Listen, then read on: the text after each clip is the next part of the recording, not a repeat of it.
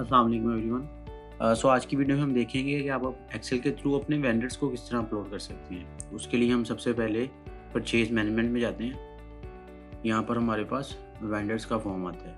हम इंपोर्ट के ऊपर क्लिक करेंगे। आप हमारा टेम्पलेट भी डाउनलोड कर सकते हैं या कोई आपने अपनी एक्सेल फाइल प्रिपेयर की है तो उसमें भी अपलोड कर सकते हैं। मैं यहाँ से फाइल चूज़ करता हूँ,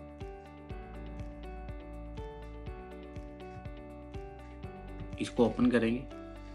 अब आप देख सकते हैं कि उसने एड्रेस की जगह एड्रेस को पिक किया है, फ़ोन की जगह फ़ोन को, और वेंडर नेम उसने अभी कोई सिलेक्ट नहीं किया। अब हम देखते हैं अपनी एक्सेल फ़ाइल।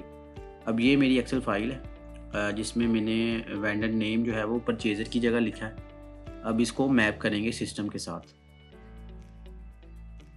अब यहाँ पर मैं सेलेक्ट करता हूँ परचेज़र और उसने वो परचेज़र ले लिया और वेंडर कैटेगरी जो मेरी वेंडर कैटेगरी की आएगी। अब इसको हम सेव एंड कंटिन्यू करते हैं।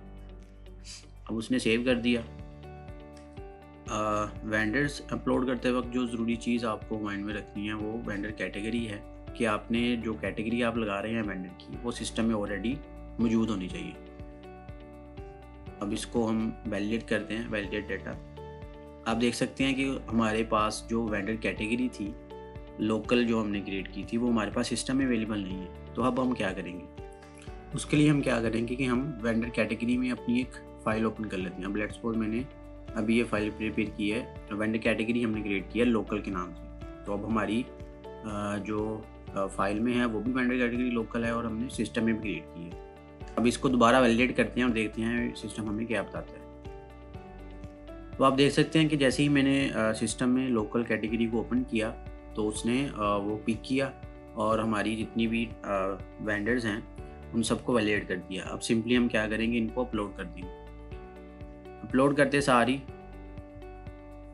सिस्टम को हम रिफ़्रेश करते हैं।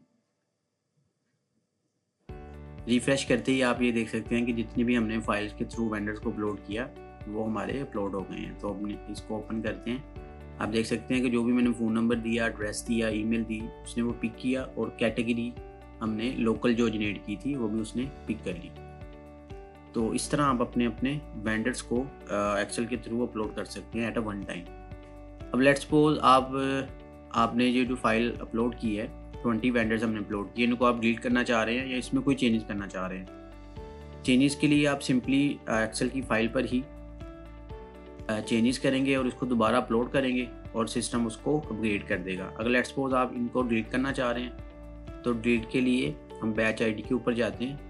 अब हमें वो बता रहा है कि जो बैच आईडी 5 है उसमें आपने 20 वेंडर्स को अपलोड किया था, तो हम इन सबको डिलीट करना चाह रहे हैं।